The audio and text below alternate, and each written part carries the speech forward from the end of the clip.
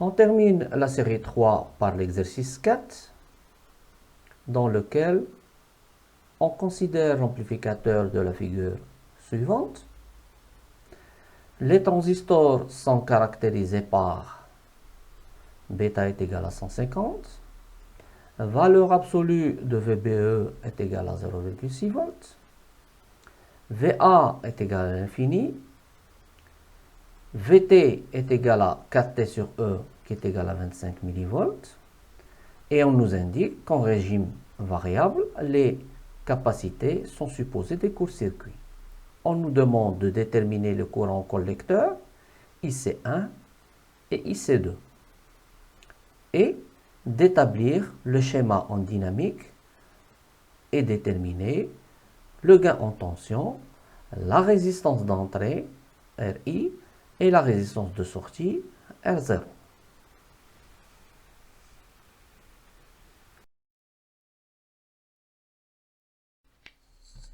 On commence par étudier le schéma en statique. Donc déjà, il faut remarquer que les deux transistors, le premier c'est un NPN et le second c'est un PNP. Dans ce schéma, on peut fixer deux mailles, la maille M1 et la maille M2. À partir de la maille M1, nous avons R2, I2, moins VEB2, moins VBE1 est égal à 0. Ça veut dire que I2 est égal à VBE1 plus VEB2 sur R2. Et puisque VBE1 est égal à VBE2, donc I2 est égal à 2 VBE sur R2. L'application numérique donne 3,6 10 puissance moins 2 mA. Pour la maille M2, nous avons moins VCC plus R1I2 plus IC1 sur bêta, plus R2I2, qui est au fait VBE1 plus VEB2, plus R3 facteur de I2 plus IC2 sur bêta est égal à 0. Puisque les deux transistors ont le même bêta, on a IE1 est égal à IE2 et donc IC1 est égal à IC2. Donc on peut écrire que IC1 est égal à IC2 qui est égal à bêta sur R1 plus R3 facteur de VCC moins VBE1 plus VBE2 moins R1 plus R2 I2. L'application numérique donne IC1 est égal à IC2 est égal à 4,95 mA. En régime dynamique petits signaux, comme pour l'exercice précédent, les transistors vont être représentés par leur modèle en pi, avec les paramètres suivants. RP1 est égal à RP2 est égal à bêta VT sur IC1, qui est égal à 150 fois 25 sur 4,95. Et donc, RP1 est égal à RP2 est égal à 757,6 ohms. Et R01, qui est égal à R02, est égal à l'infini, puisque les deux transistors sont équivalents. Si on applique ces modèles dans le circuit, le schéma devient le suivant.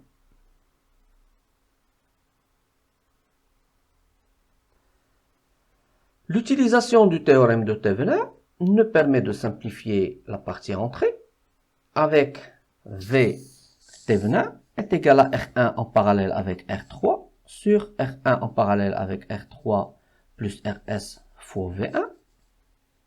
Et puis, la résistance de Thevenin est égale à R1 en parallèle avec R3 en parallèle avec RS.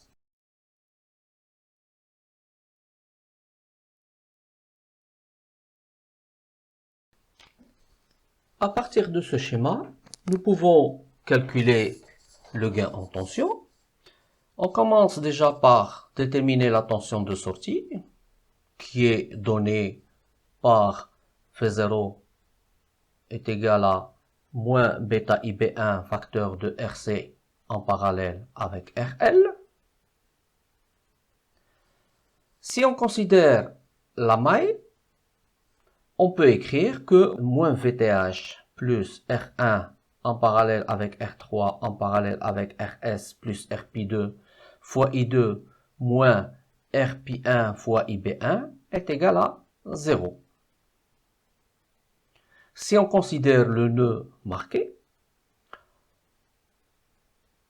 on peut écrire que bêta plus 1 IB1 est égal à moins bêta plus 1 IB2 et donc que IB1 est égal à moins IB2. Si on le remplace dans l'équation précédente, c'est-à-dire l'équation obtenue dans le calcul de la maille, donc ça veut dire que moins VTH moins R1 en parallèle avec R3 en parallèle avec RS plus RP2 IB1 moins RP1 IB1 est égal à 0. D'où on peut sortir IB1 est égal à moins VTH sur R1 en parallèle avec R3 en parallèle avec RS plus RP2 qui est égal à moins 1 sur R1 en parallèle avec R3 et en parallèle avec RS plus RP2 multiplié par R1 en parallèle avec R3 sur R1 en parallèle avec R3 plus RS que multiplie VI.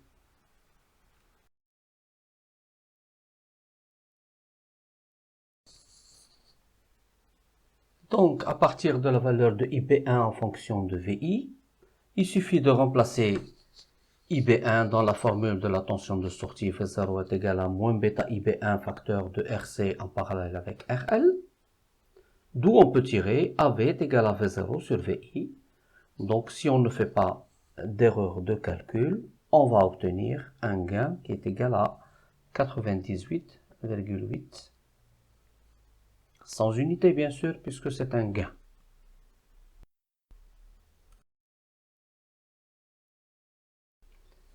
À partir du schéma, on voit bien que RI est égal à VI sur IB2. On peut partir de l'équation de la maille, qu'on a déjà calculé d'ailleurs, moins VTH plus R1 en parallèle avec R3 en parallèle avec RS plus RP2 facteur de IB2 plus RP1 IB2 puisque IB1 est égal à moins IB2 est égal à 0.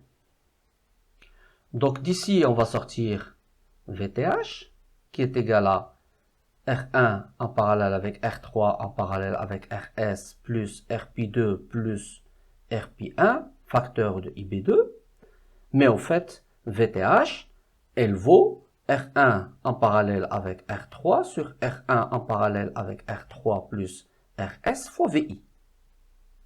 Et donc, qui est égal à R1 en parallèle avec R3 en parallèle avec RS plus RP2 plus RP1 fois IB2.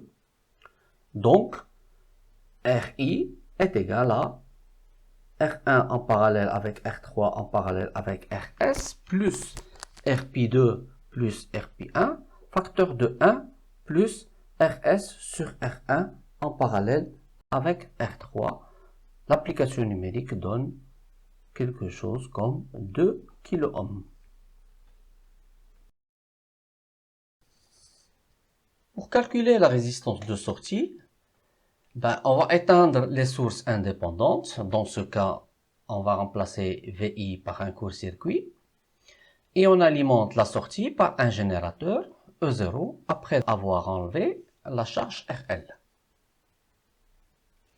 Bien sûr, R0 c'est E0 sur I0 et on a I0 est égal à E0 sur RC plus bêta IB1.